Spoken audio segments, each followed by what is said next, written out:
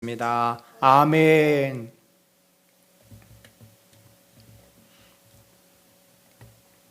반갑습니다. 수요 오전 예배에 오신 우리 사랑하는 성도님들을 진심으로 환영합니다. 또한 사무엘상 성경 공부 11번째 시간에 오신 여러분들도 진심으로 환영합니다. 오늘은 우리가 다윗의 그 도피 생활의 연장선에서 다윗의 그 어떤 모습들을 볼 텐데요. 본문은 우리가 24장에서 25장을 함께 보도록 하겠습니다. 먼저 우리가 오늘 좀 읽을 부분은 사무엘상 24장 3절로 7절, 우리 한 5구절인데 한 절씩 읽고 마지막 절은 합독하겠습니다. 제가 먼저 읽습니다. 길가 양의 우리에 이른즉 굴이 있는지라 사울이 뒤를 보러 들어가니라. 다윗과 그의 사람들이 그 굴 깊은 곳에 있더니 다윗의 사람들이 보소서 여호와께서 당신에게 이르시기를 내가 원수를 내 손에 넘기리니 내 생각에 좋은 대로 그에게 행하라 하시더니 이것이 그날이니이다 하니 다윗이 일어나서 사울의 겉옷자락을 가만히 베니라.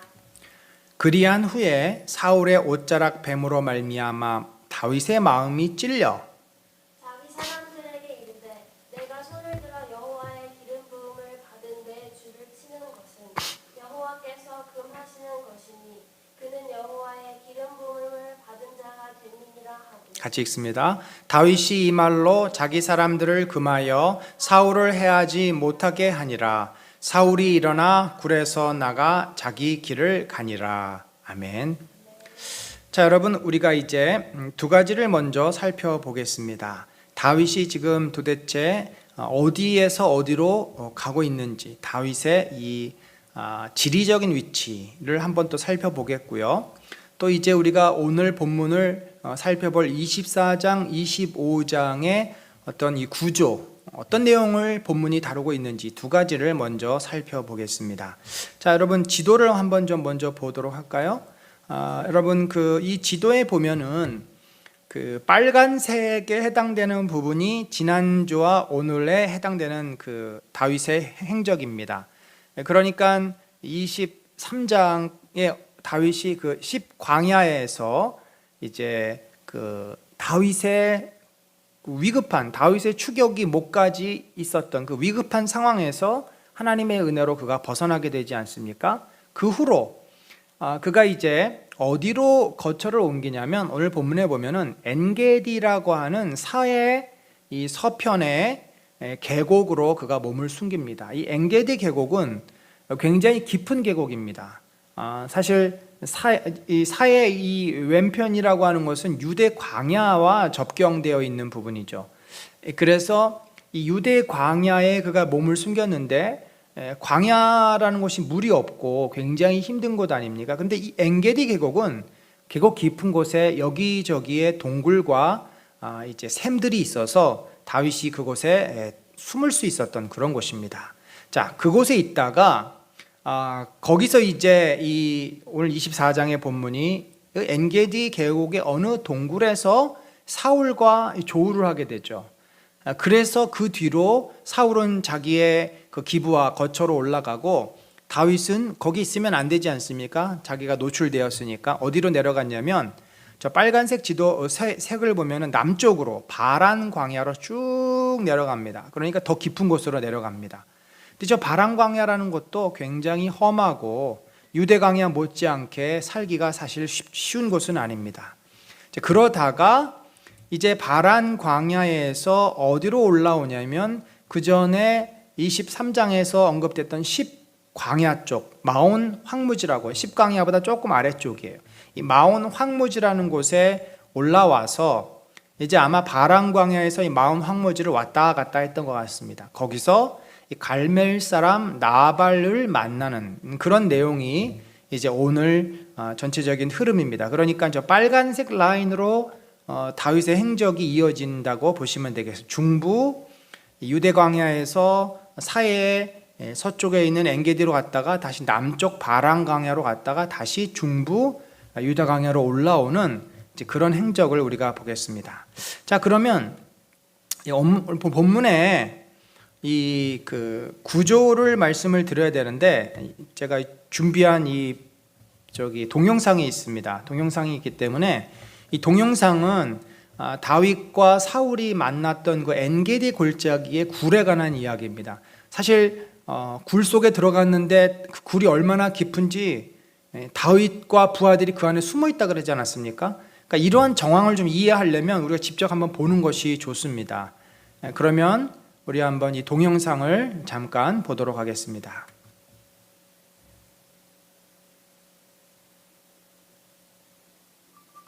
하나님을 찬양하지 않을 수 없었지 않았을까 이런 생각이 들고요. 우리도 이것에 쓰기만 하면 뭐 계속해서 감탄의 연속입니다.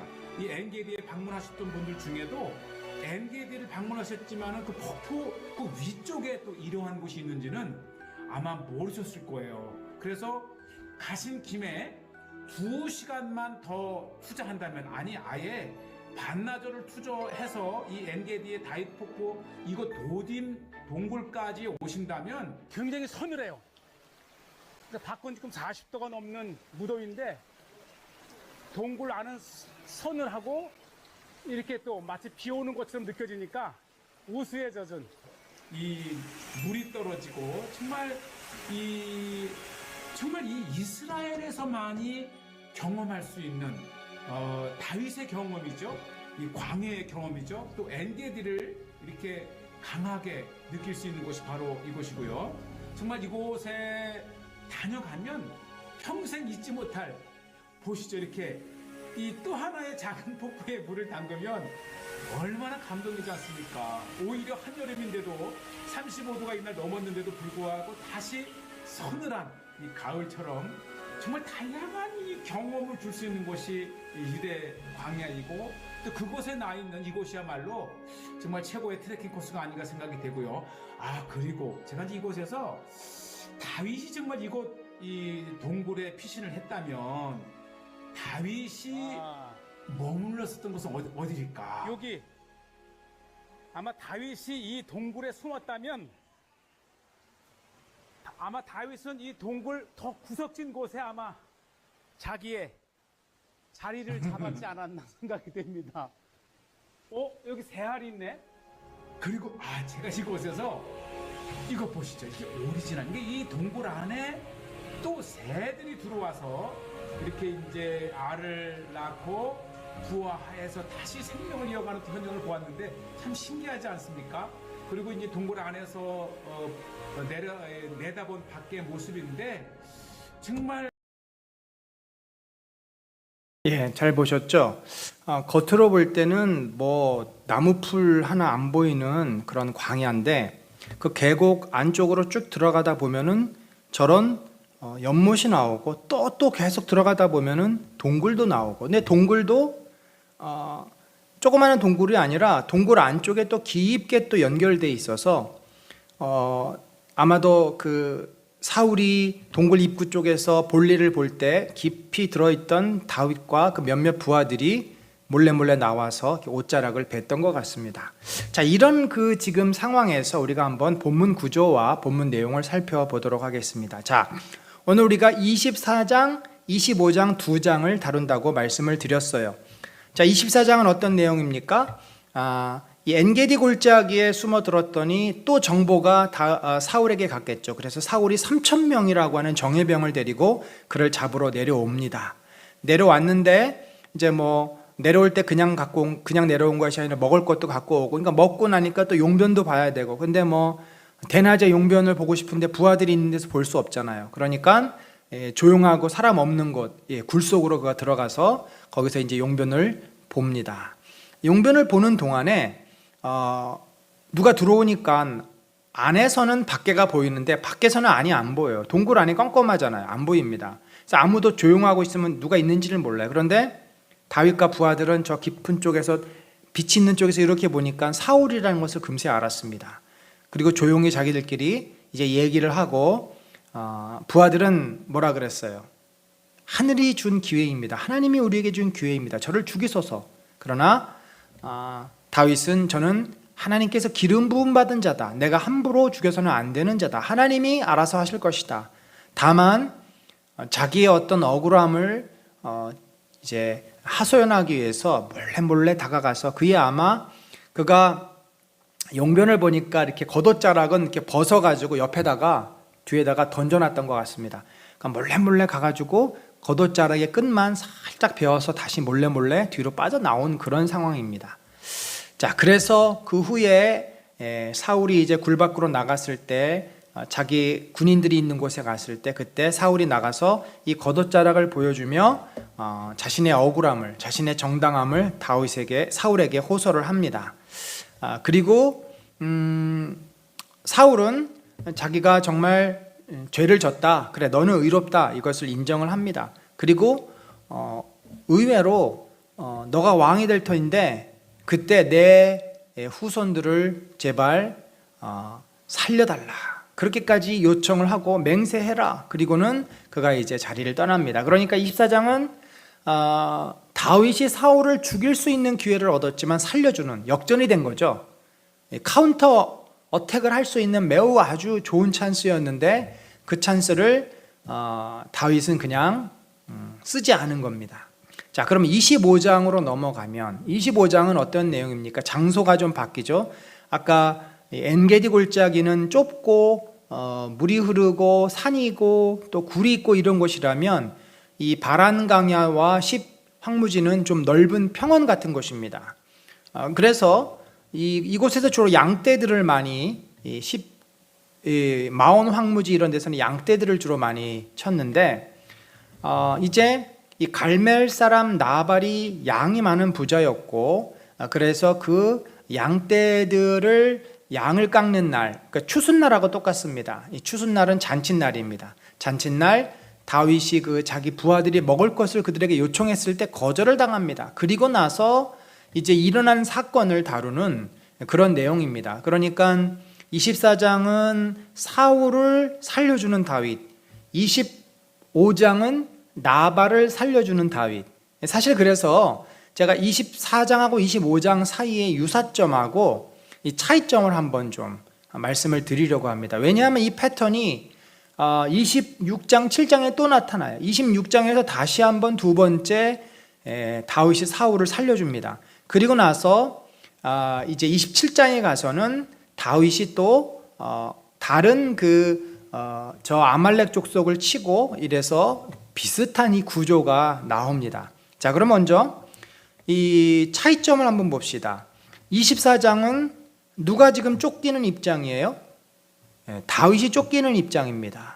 그런데 25장으로 가면은 다윗은 어떤 입장이 됩니까? 쫓는 입장이 돼요. 나발의 그 식솔들을 죽이려고 쫓아가는, 여기는 다 자기를 죽이려고 오는 사울을 도망가야 하는, 그래서 서로 좀 입장이 상반된다. 또한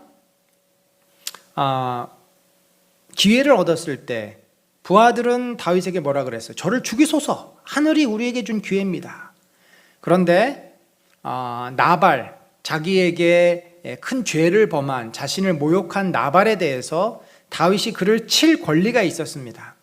모욕을 했고 하나님의 뜻에 어긋나는 하나님의 율법을 지키지 않았고 그렇기 때문에 자기는 그의 잘못에 대해서 응징할 권리가 있었어요. 그런데 여기도 마찬가지죠. 사울에 대해서도 자기가 죽일 수 있는 권리가 있습니다. 자기를 죽이라는 원수였으니까 정당방이에요. 양쪽이 다 다윗의 입장에서 정당방입니다.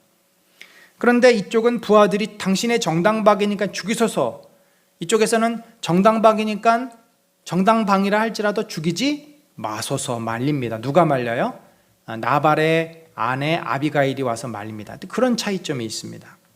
또 24장 맨 마지막이 어떤 내용으로 나오냐면, 제가 이런 말씀을 드리는 이유는 이 저자들이 상당히 의도를 가지고 지금 비교를 하고 있다. 사울의 가정이 어떻게 몰락하고 사울의 그 삶이 얼마나 악한지, 하나님 앞에 어떻게 심판을 받는지와 대조가 돼서 다윗은 얼마나 의롭고 하나님 앞에 얼마나 온전한 삶을 살았는지를 보여주는 지금 구조입니다. 24장 마지막에 사울이 다윗에게 주었던 자신의 둘째 딸 미갈을 어떻게 했어요? 이제 다윗은 도망쳤잖아요. 뭐 어떻게 살기 위해서 집을 나온 거죠. 그러니까 원래대로 하면 미갈이 다윗을 쫓아갔어야 되는데 뭐 그럴 수 있는 상황이 아니었습니다. 겨우 다윗만 빠져나온 상황이니까.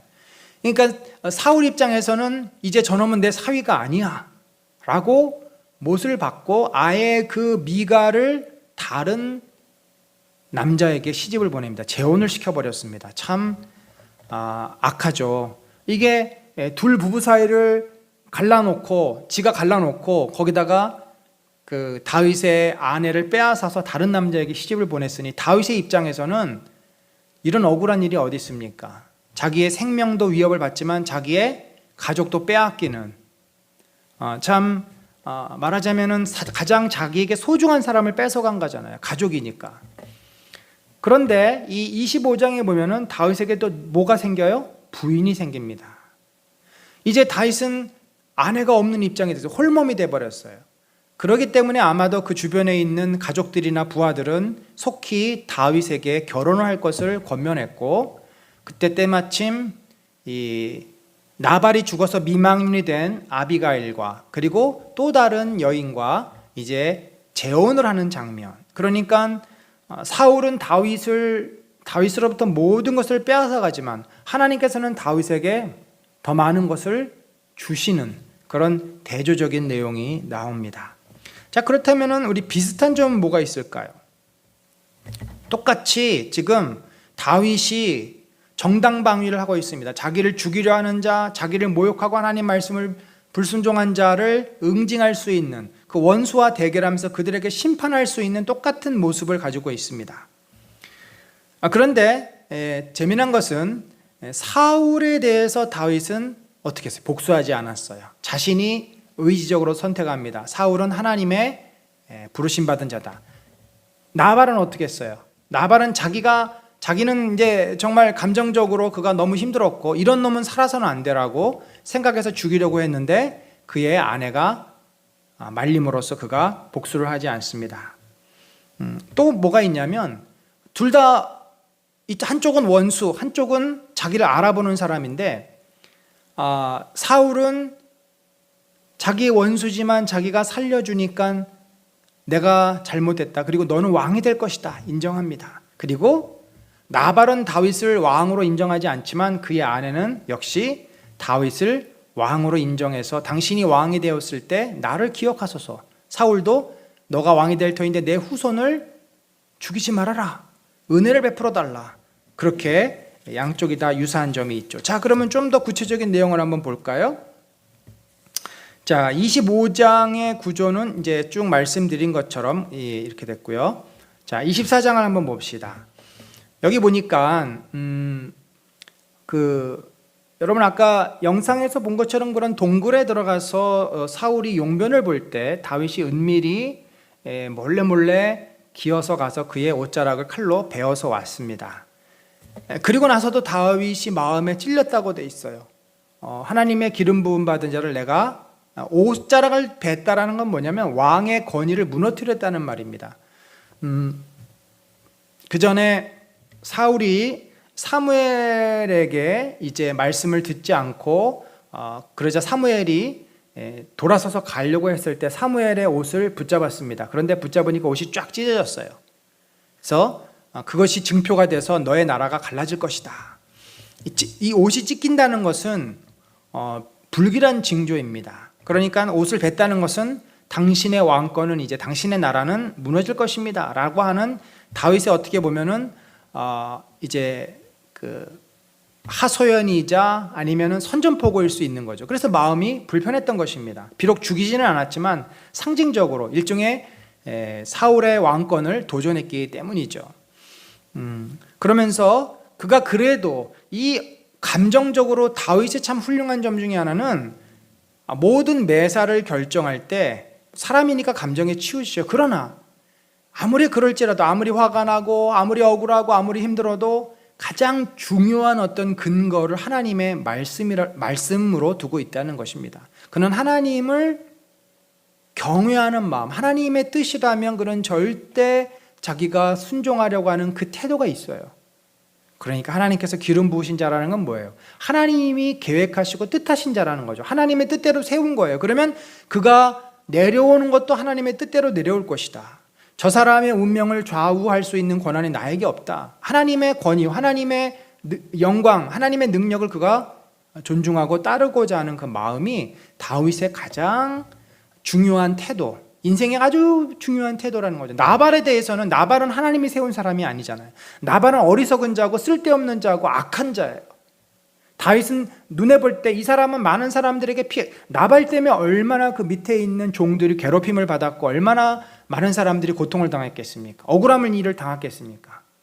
그러니까 이것은 다윗의 눈을 볼 때 이 자는 없어지는 것이 하나님 뜻이라는 확신이 있어서 그를 죽이려고 했던 것이지만, 하나님이 세우신 사울, 아무리 그가 잘못해도, 아무리 그가 자신을 괴롭혀도 우리는 대부분 나에게 잘해주느냐 나에게 못해주느냐가 중요하지, 이것이 하나님 뜻이냐 아니면 하나님 뜻이 아니냐를 따지는 것은 참 약합니다. 근데 우리 크리스찬들은 그렇게 바뀌어가야 돼요. 그래야 항상 우리는 정당하고, 항상 우리는 진실되고, 항상 우리는 어디서든지 평안하고 하나님의 도움을 결국 받게 됩니다. 내 입장에서 하면 나는 하나님하고 상관없는 삶을 살게 돼요. 자, 그래서 이후에 어떻게 됩니까? 다윗이 그 옷자락을 가지고 사울에게 보여주면서 이제 자신의 억울함을 호소하는 거죠. 다윗이 어떤 사람들이 내가 당신을 죽이려고 한다는 말을 들었는데 저는 전혀 당신을 죽일 의도가 없습니다. 당신에게 범죄한 것도 없습니다. 만일 내가 그런 의도가 있었으면 오늘 당신은 죽었을 것입니다. 그런데 여기 옷자락을 보십시오. 얼마든지 당신을 죽일 수 있었지만 나는 당신을 살려주었습니다. 이것으로 내 무죄가 증명된 것 아닙니까? 나와 당신 사이에 누가 잘못했고 누가 잘했는지는 하나님이 판단하실 것입니다. 그러니까 이렇게 하는 거죠. 다윗의 전략은 사울에게는 자신의 억울함을 이제 호소합니다. 자신의 정당성을 호소합니다. 근데 법적인 효력이 없어요. 왜냐하면 서로 동등한 관계가 아니니까. 한 사람은 왕이잖아요. 왕의 곧 법이기 때문에 그 사람에게는 호소만 하는 거예요. 그러면 다윗이 누구에게 법적인 그 이제 판결을 맡깁니까? 사울에게 맡기지 않습니다. 사울은 가해자이기 때문에 맡길 수가 없죠. 사울과 다윗의 모든 것을 아시는 하나님께 그가 법적인 옳고 그름의 판결을 맡깁니다. 그러면서 하나님께서 선악간에 판단하실 것이다. 그리고 나서 이제 이러한 그 다윗이 억울함을 호소하니까 사울은 정말 할 말이 없지 않습니까? 그가 이렇게 얘기합니다. 나는 너를 학대하되 너는 나를 선대하니 너는 나보다 의롭도다. 그러니까 이때는 사울이 제정신이 돌아온 상황인 것 같아요. 정신이 바짝 들었죠. 악한 영에 그가 휩싸이지 않고 제정신이 들었을 때 자기 사실을 보니까, 자기가 한 짓을 보니까 정말 자기는 다윗을 죽이려고 하고 다윗은 그런 자기를 살려주는, 그러면서 그 속담도 말하잖아요. 살려주는 사람이 어디 있겠냐. 이런 경우에 반드시 모두 다 죽이는데 너는 나를 살려준 걸 보면은 정말 너는 의인이다. 너는 정말 그릇이 다르다. 그러면서 그가 아예 자기의 그 진심, 이게 숨기고 싶었던 진심이죠. 너는 이 나라의 왕이 될 것이다. 이제 그도 그렇게 고백을 합니다. 그리고 이제 그런즉 너는 내 후손을 끊지 아니하면 내 아버지의 집에서 내 이름을 멸하지 아니할 것을 이제 여호와의 이름으로 내게 맹세하라. 너가 반드시 이 나라의 왕이 될 터인데, 나는 이제 물러가고 너가 왕이 될 터인데 그때 내 집을 후대해 달라. 사울은 뭐 자기야 어떻게 되든지 또 인간으로서 갖고 있는 마지막 그 바람이 있었던 거죠. 그래서 사울은 이렇게 이제 쓸쓸히 역사 속으로 사라지지만 그의 반란을 일으키게 하지 않았던 아들은 나중에 다윗이 은혜를 베풉니다만, 반란을 일으키려고 했던 아들은 이제 그의 죄로 말미암아 심판을 받게 됩니다. 자, 이렇게 해서 사울과 다윗의 그 조우가 끝납니다. 다윗은 충분히 제거할 수 있었지만 사울을 살려줍니다. 은혜를 베푸는 거죠. 자, 우리가 봅시다. 다윗이 이 지긋지긋한 도망자 생활을 끝낼 수 있었잖아요. 자, 우리 같으면 어떻게 하겠습니까? 정말 부하들이 말했던 것처럼 사울을 죽임으로써 이 지긋지긋한 도망자의 생활을 끝내고 또 권력도 얻고 일거양득 아닙니까? 얼마든지, 그리고 그렇게 하더라도 누가 뭐라고 할 사람이 없어요. 이건 정당한 거예요. 정당방위예요. 그런데 다윗은 그를 죽이지 않고 하나님께 온전히 맡깁니다. 참 이게 너무 어려운 일입니다. 내가 얼마든지 개입해서 내 마음대로 또 정당성도 있고 할 수 있음에도 이것을 내가 단지 그 사람이 하나님의 뜻에 의해서 세워진 사람이라는 것 때문에, 하나님께서 이 일을 계획하고 계시다는 것 때문에, 하나님이 허락지 않으신다는 그 믿음 때문에 자기가 더 많은 고통을 겪어야 하고 더 많은 아픔을 견뎌야 한다는 것은 정말 우리가 너무나 많이 배워야 될, 우리가 많이 묵상해야 될 부분이라고 생각을 합니다. 우리는 조금이라도 손해를 보거나 조금이라도 힘들면 당장 어떻게 해요? 당장 뒤집어 엎습니다. 가만히 못 있습니다. 우리 한국 사람들 욱하잖아요. 절대 남한테 손해보고는 잠을 못 자는 사람들 아닙니까? 그런데 하나님의 뜻을 위해서 고통을 감수하고 기회도 자기가 포기하는 이 놀라운 일. 예를 들면 이런 거예요. 어디에 취업을 했는데, 굉장히 좋은 직장에 취업했는데 거기는 주의를 지키지 못하게 합니다. 일요일도 출근해야 돼요. 신앙생활 하는 것을 금지해요. 오노가 불교를 믿는 사람이어서. 그러면 신앙 때문에 그 좋은 직장, 다른 데보다도 연봉이 2배나 되고 아주 좋은 조건의 직장이라도 내가 하나님의 뜻이 아니기 때문에 그걸 포기하는 그런 태도인 거죠. 요즘으로 말하자면. 우리가 많은 것을 다윗의 이런 태도에 대해서 생각을 해야 됩니다. 전체 그 흐름으로 보면은 하나님께서 계속 다윗을 지금 광야에서 막 연단시키잖아요. 이스라엘 백성이 40년 이 시내 광야 가데스 바네아에서 방황했던 것처럼 다윗의 그 아까 지도 보세요. 유대 광야 중심으로 왜 그곳으로 갈 수밖에 없습니까? 사람이 살 수 있는 곳, 편한 곳으로 왜 못 가요? 그곳에 있으면 금방 잡히니까. 사람들이 못 들어오는 곳, 광야, 험한 곳, 산, 깊숙한 곳, 이런 데서 다윗이 지금 거의 한 10여 년을 그렇게 도망 다니고 있는 거예요. 그러니 얼마나 힘들고 어려운 참 시간들입니까? 앞이 안 보이는 거죠.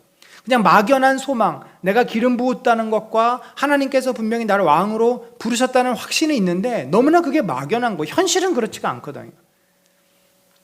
이런 다윗에 대해서 하나님이 어떻게 하셨을까요? 바로 25장에서 하나님께서 주시는 은혜를 우리가 발견하게 됩니다. 25장에 보면은 이 배경 설명이 좀 필요한데, 여기 나발이라고 하는 사람, 갈멜은 아까 우리가 보았던 그 바란 광야에서 쭉 올라가 가지고 그 바란 광야의 중간에 보면은 갈멜이라고 하는 그 10광야 아래 갈멜이라고 하는 조그만한 도시가 있고, 그곳에 이제 이 나발은 큰 양떼를 가지고 있는 거부였습니다. 어쨌든 부자였어요. 그래서 이 양털 깎는 날이 1년 중에 한 번 있는데, 양들이 털을 깎아주지 않으면요, 털 무게가 너무 나가서 몸이 제대로 몸을 가누지 못합니다. 양들은 털을 깎아줘야 돼요. 그렇기 때문에 그 털을 깎아서 털로 뭐 합니까? 옷도 짜고 여러 가지 유용하게 쓰이죠. 그래서 이때는 어떻게 보면 농부가 추수하는 날과도 같아서 그날 잔치가 벌어집니다. 양털을 깎고 양도 몇 마리 잡고 고기도 나누어 먹고.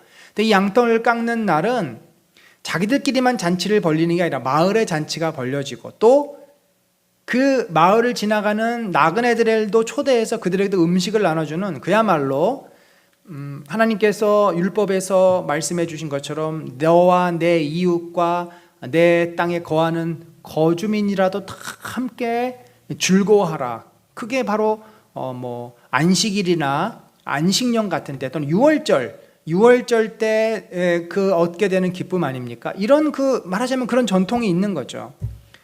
그래서 이제 그 다윗의 부하들은 어떻게 했냐면은 7절에 보면은 내게 양털 깎는 자들이 있다함을 이제 내가 들었노라. 내 목자들이 우리와 함께 있었으나 우리가 그들을 해하지 아니하였고 그들이 갈멜에 있는 동안에 그들의 것을 하나도 잃지 아니하였나니.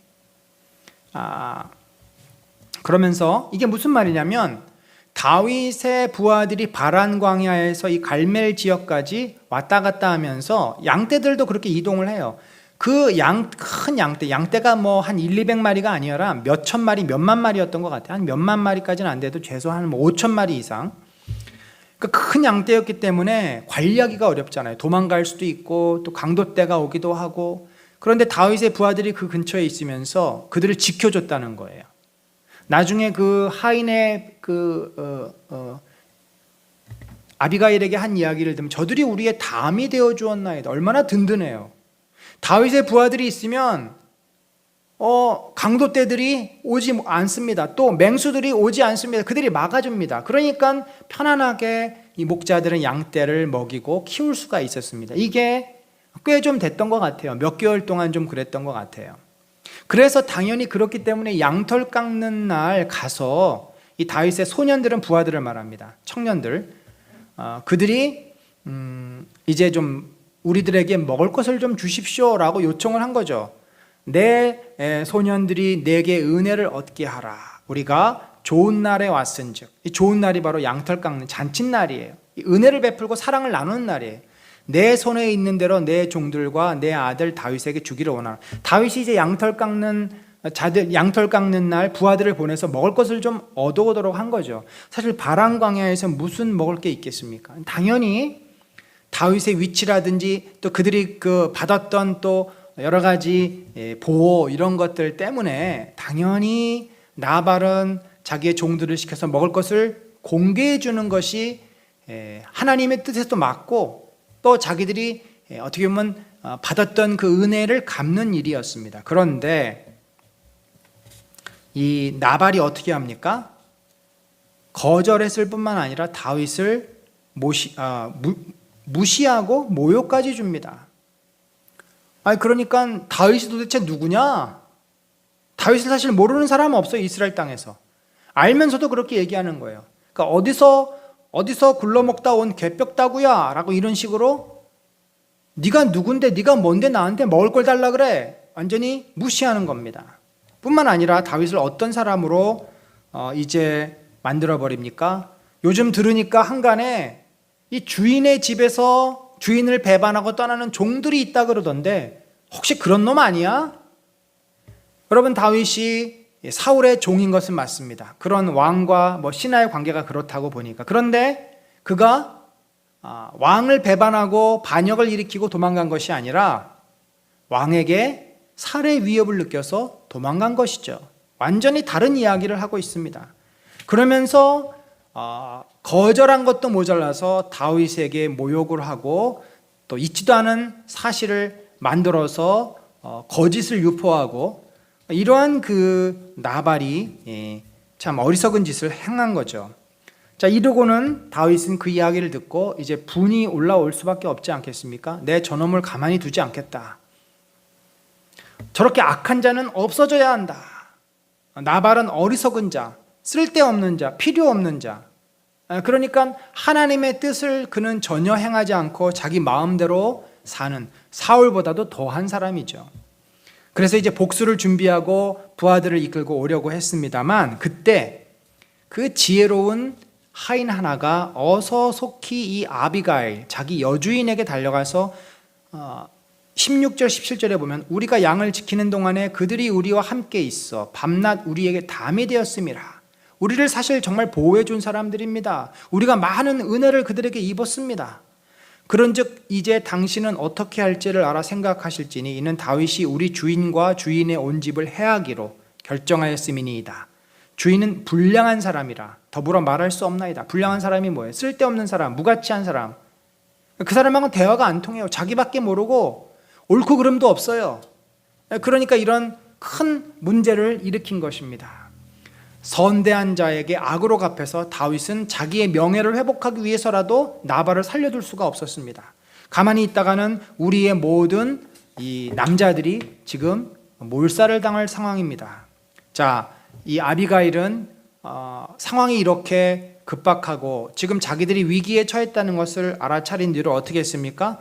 먼저 빨리 만들 수 있는 음식을 만들어서 다윗과 그 부하들이 있는 곳에 보냅니다. 먼저 선물을 보내는 거예요. 그리고는 나는 조금 있다 뒤따라가겠다. 선물을 받으면 사람이 조금 감정이 좀 분이 좀 풀리지 않겠습니까? 이거 어디서 온 거야? 그래서 나발의 아내 아비가일이 우리에게 보낸 것입니다. 다윗이 그 선물을 받았을 때 나발은 정말 멍청한 자인데 그의 부인은 참 사리 판단을 제대로 하는 여인이구나 이러면서 조금 분이 가라앉혀지겠죠. 그리고는 이 아비가일은 나귀를 타고 와서 다윗 발 앞에 꿇어 엎드립니다. 자, 이 태도는 뭘까요? 이 태도는 당신은 하나님께 기름 부음 받은 이 사울 뒤에 이어서 이 나라를 통치할 왕입니다라고 하는 하나의 겸손한 표현이자 또는 큰 죄를 이제 저지른 자가 그 용서를 구하는 자 앞에 이제 꿇어 엎드리는 두 가지의 의미가 다 있을 수 있습니다.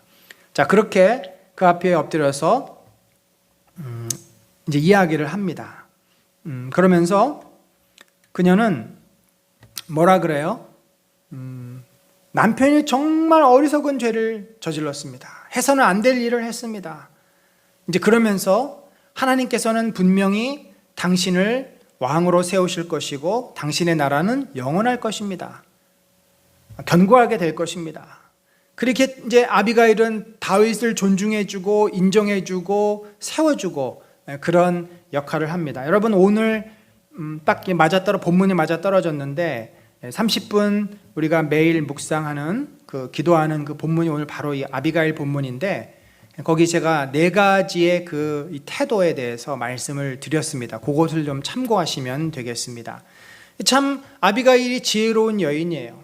다윗의 분노를 누그러뜨리고 다윗을 존중하고 또 자기의 죄를 고백하고 그리고 마지막으로 다윗에게 한 잘못에 대해서 적절한 보상을 물질로 보상을 하는 이러한 것들을 통해서 결국 다윗은 아비가일의 그 집안 나발의 집안의 남자들에게 복수하려는 그 마음을 이제 내려놓게 됩니다. 그런데 여기 이제 의미심장한 말을 이 여인이 하게 돼요. 31절에 보면은 여호와께서 내 주를 후대하실 때 원하건대 내 주의 여종을 생각하소서. 자, 이 후대한다고 하는 것은 선대한다, 후대한다. 곧 하나님께서 다윗을 왕으로 세우실 때 이 여종을 생각하소서. 생각한다는 말이 기억하달라는 말인데 무엇을 기억하달라는 거예요? 두 가지 의미가 있습니다. 하나는 이게 하나의 사건을 기록한 또 문학 작품이니까 어떤 그 복선을 깔고도 있는 거죠. 하나는 사실 여기서 아비가일이 다윗을 말림으로써 다윗이 이 나발의 사람들을 죽이는 어떻게 보면은 심판자의 역할을 못하게 하지 않았습니까? 사실 그것은 정당한 방위였으니까 나발의 그 남자들을 다 죽일 수 있었습니다만 그러나 이 나발 때문에 그 부하들은 억울하게 죽는 거잖아요. 하인들은 억울하게 죽잖아요. 그러면 다윗 입장에서 두고두고 이것은 이 피 흘린 사건은 마음의 양심의 가책으로 남습니다. 그리고 사람들이 다윗도 우리랑 똑같이 이렇게 돼버리는 다윗의 그 윤리의식, 도덕의식이 기타 다른 사람들하고 이에는 이, 눈에는 눈으로 갚은 거니까 별반 다를 게 없었던 거죠. 그러니까 이 여인이 이렇게 표현해요. 왕이시여, 제가 당신을 피를 흘리지 않게 함으로써 당신이 하나님 앞에 나중에 더 사람들 앞에 온전한 왕의 모습을 갖게 되지 않겠습니까? 그것을 기억해 달라. 내가 당신을 그렇게 훌륭한 왕으로 세웠던 것을 내 이 공을 기억해 달라는 의미가 하나 있겠고 그게 이제 맞물려서 그러기 때문에 내가 혹시 혼자가 됐을 때 나를 거두어 주소서. 내가 당신의 뒷바라지하는 사람 후처라도 들어가서 당신을 위해서 내가 돕고 싶습니다. 어찌 보면은 정말 권력이 어디로 움직이는지를 지혜롭게 판단하고 그 다윗의 말하자면 줄을 잡으려고 하는 그런 아비가일의 모습이기도 합니다. 어쨌든 이렇게 지혜로운 아비가일을 통해서 위기를 넘기게 되죠. 그리고 나서 다윗은 이렇게 지혜롭게 대처한 아비가일을 칭찬합니다. 내 지혜를 칭찬할지며 또 내게 복이 있을지로다. 그러면서 정말 아비가일이 했던 그 지혜의 핵심 뭐예요? 오늘 내가 피를 흘릴 것과 친히 복수하는 것을 내가 막았느니라. 다윗이 피를 흘리고 복수하는 것은 정당하지만 이것을 막음으로써 다윗은 어떤 왕이 됩니까? 좀 더 윤리적으로 더 온전하고 하나님의 마음을 품은 그런 왕으로 그가 더 준비될 수 있었던 것입니다. 결국 그 뒤로 이 다윗이 고난받고 어렵지만 하나님께서는 뭐예요? 또 이 아비가일이라는 여인을 통해서 다윗에게 은혜를 베푸신 것입니다. 먹을 것을 주셨고 또 어떻게 은혜를 베푸셨는지 봅시다. 6번에 보면은 이날 이후로 나발은 계속 매일매일 잔치를 벌입니다. 이 부자들의 보통 모습이 자기를 위해서 돈을 쓰는 거죠. 자기를 위해서 소유를 쓰는 겁니다. 그날도 잔치를 벌이고 포도주에서 깼는데 아침에 사실 간밤에 우리가 다 모두 죽을 뻔했습니다. 여차저차해서 다윗이 당신에게 복수하려고 왔는데 내가 겨우겨우 그를 설득해서 말렸습니다. 그 얘기를 듣는 순간 나발이 어떻게 됐다고 돼 있어요? 그가 낙담하여 몸이 돌과 같이 되었다. 자, 여러분, 이 본문이 굉장히 중요한 설명이, 낙담했다고 하는 것은 심장이 떨어졌다는 말이에요. 굉장한 두려움과 스트레스를 받았습니다. 아주 간이 콩알만해졌다, 이런 뜻이에요. 몸이 돌과 같이 되었다는, 몸이 경직 증상이 온 겁니다. 아마도 열흘 후에 그가 여호와께서 나발을 치심에 죽었다라는 표현을 통해서 뭘 알 수 있냐면, 그가 계속 술을 먹고 그가 몸집이 비대하고 이런 자이기 때문에 아마도 동맥경화라든지 심장계통이 좋지 않았던 것 같습니다. 충격을 받으니까 심근경색이 오면서 몸이 점점 굳어지는 거죠. 그리고 나서 열흘 후에 심장마비로 죽었을 것으로 생각이 됩니다.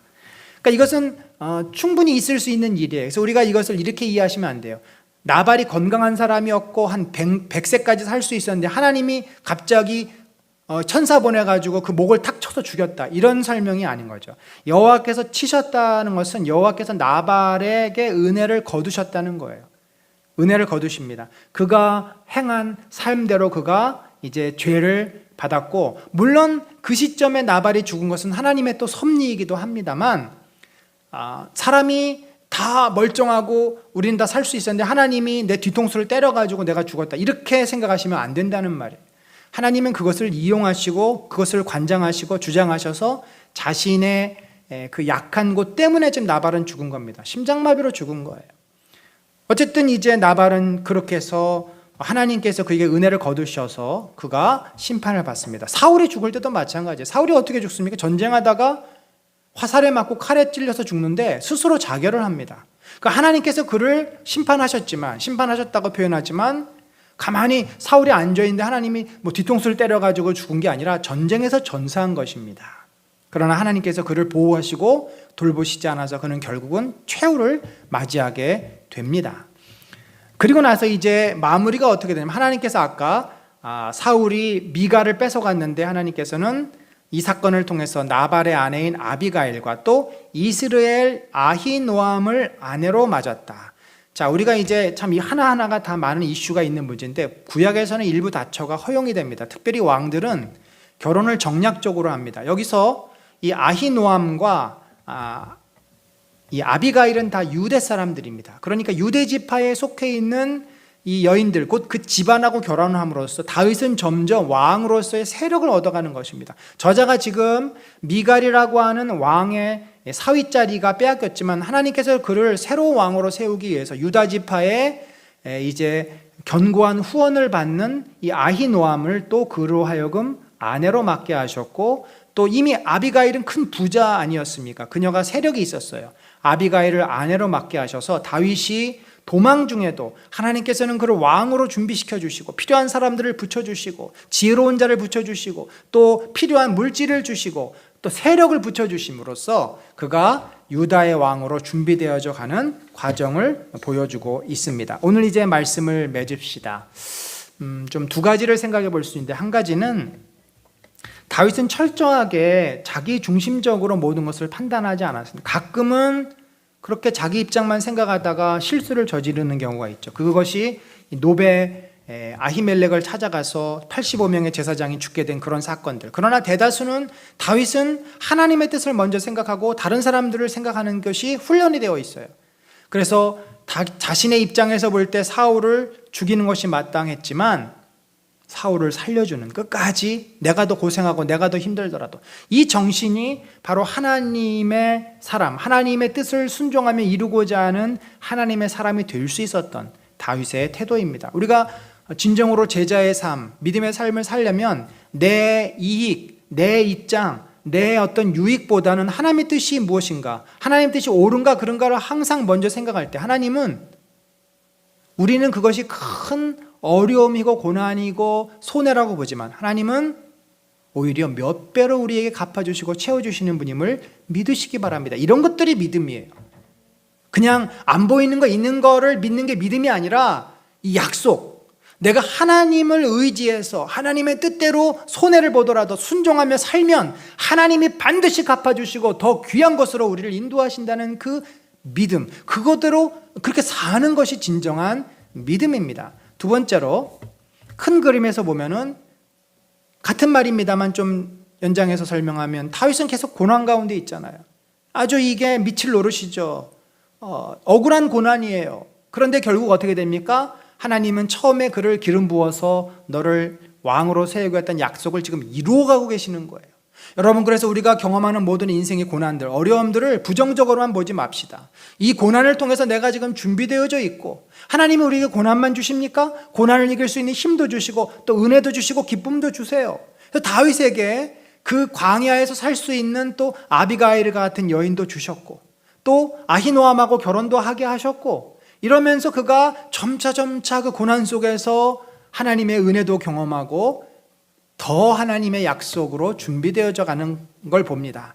우리가 그런 믿음으로 이 네 개의 힘든 문제 하나 붙잡고서 내 인생이 이것 때문에 망했다 생각하지 마시고 좀 더 넓은 시각에서 안목에서 봅시다. 우리가 지금 처해 있는 몸이 아프거나 일이 안 풀리거나 억울한 일을 당했거나 이 모든 것들, 이 상황 속에서 우리가 주님을 바라보고 주님과 동행하고 있으면 하나님은 반드시 하나씩 해결해 주시고 하나씩 길을 열어주시고 결국은 우리로 하여금 약속의 자리, 우리가 아름다운 주님의 모습을 닮아가고 우리의 인생이 복된 인생이 되는 그런 축복을 누리게 해주실 줄로 믿습니다. 그런 믿음으로 오늘 우리가 또 이 말씀을 마음에 새기고 또 믿음으로 살아가는 저와 여러분 되시기를 간절히 축원합니다.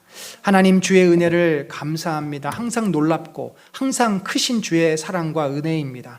우리의 짧은 생각으로 주님의 뜻을 다 이해할 수 없어서 우리는 몸부림칩니다. 두려워합니다. 절망합니다. 그러나 하나님께서는 우리의 연약함, 고통, 우리가 처한 사랑을 넘어서서 지금 놀라운 것들을 준비하고 계시고 또 그 자리로 이끌고 가고 계심을 믿습니다. 그 믿음을 더하여 주시고 하나님을 붙잡고서 다윗이 된 것처럼, 다윗이 하나님의 영광스러운 왕이 된 것처럼 우리의 인생들도 지금은 어렵고 힘들지만 주님의 인도함 속에서 하나님의 사람으로 자라가고 변화되고 성장하도록 축복하여 주옵소서. 지금은 우리 구주 예수 그리스도의 놀라우신 은혜와 하나님 아버지의 무한하신 사랑과 성령님의 감화 감동 교통하심이 참으로 다윗의 믿음으로 나의 현실이 어렵고 힘들지라도 낙심하지 아니하고 주님의 은혜를 사모하며 오늘 하루를 믿음으로 살기를 작정하는 심령 위에 지금부터 영원까지 함께 하실지어다. 아멘.